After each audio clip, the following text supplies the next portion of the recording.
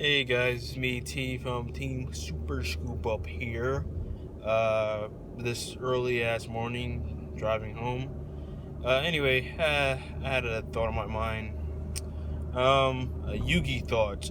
Ching. Anyway, um, so like over this weekend, I was hanging out with my friends and we were playing a few games of Yu-Gi-Oh, obviously, and which I shouldn't say obviously because I play Magic sometimes too. But anyway, and my friend made a great statement. Now at the same time, I already thought about that statement a couple hours before I met up with him, but he said the new pendulum structure deck, which I was gonna do a video on box opening of, but I didn't get one in time, and I'm broke. So broke man, broke.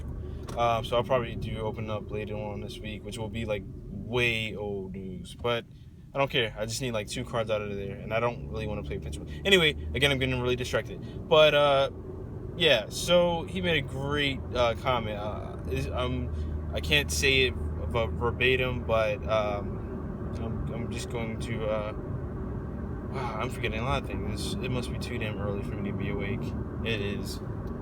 Or too damn late. I mean, because I haven't been to sleep yet. Anyway, I'm just going to paraphrase what he said. He basically said that it's some BS how Konami is making these.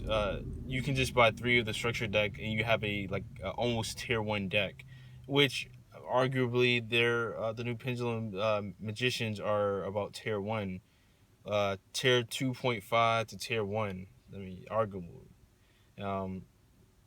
And yeah, it doesn't make any sense. Now, I was thinking the same thing, but slightly different. It's like, wow, nowadays you could just like buy a structure deck or whatever, and you have a freaking pretty powerful deck. It was basically the same thing, but I went further than that. I said, yeah, that's bullshit because back in the early days of Yu-Gi-Oh, like the starter decks, and then after the starter decks stopped being made, the structure decks, like, and even further than that, that's when we just started spitballing and talking about it. It's ridiculous how the main protagonist of all the generations up until now again, like I said in previous videos, I don't watch Arc 5 at all. I seen the first episode. I thought it was cute, but not like a good enough show for me to watch. At the same time, I gotta say that I watched the entire series, or most of the series of Zexal. God, that was terrible. And that's the reason why I didn't want to sink any more of my time I have left on this planet to another damn Yu-Gi-Oh series that would suck. I mean, they had a pretty good run with Generation 1, 2, and 3, and then they just had to just drop off severely with Zexal. But the only great thing that Zexal had was Exceed Summoning.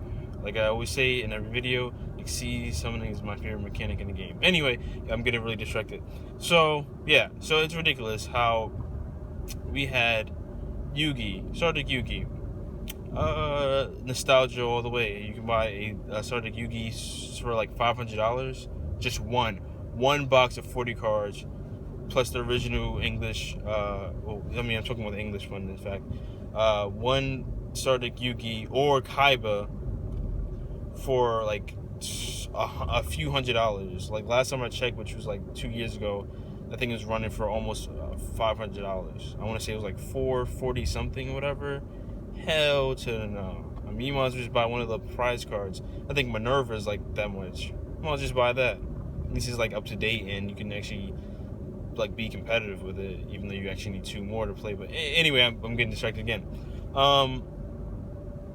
Yeah, and the second series, like starter deck, Kaiba Evolution, and I forgot the Yugi's one, whatever his one was called. Those go for about $50 to about a little bit under $100 because it was the second version of the starter decks. But anyway, if back in the day, if you had a time machine, or even if you were one of those kids like, yeah, I love it, and you weren't just like a kiddie kid, you were like, hey, I like this show and I like Yugi.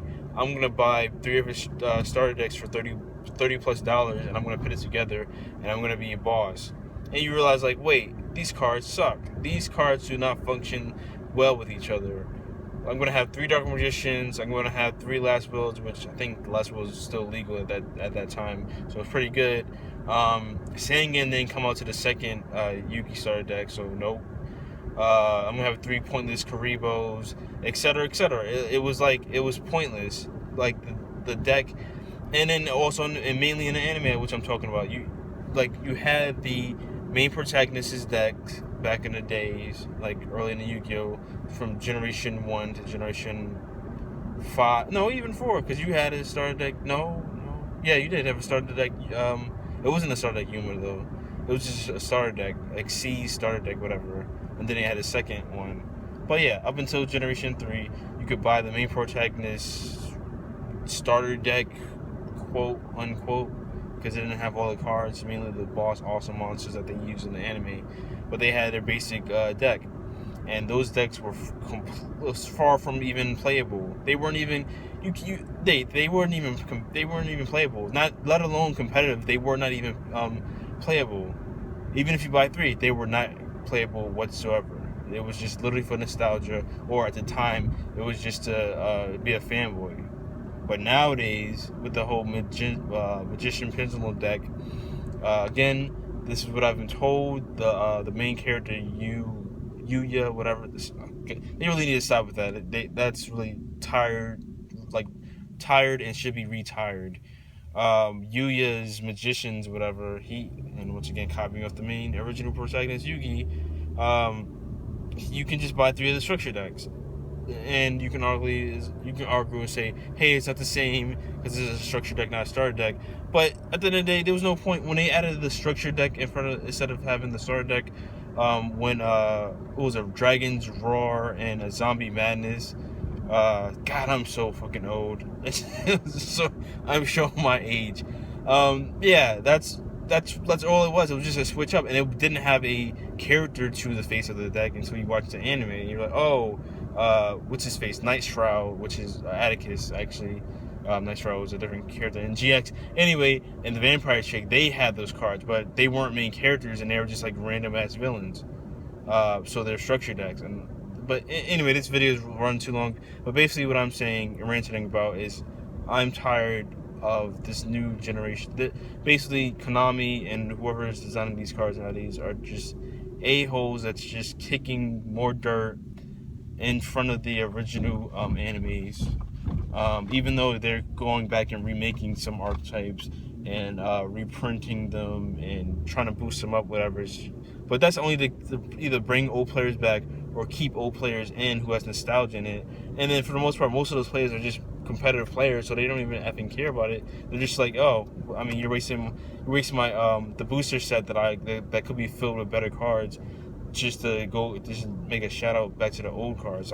They're like, I don't really care about that. I want to play Cosmos or Magician Pendulums or Lesser Pendulums or whatever. That's all.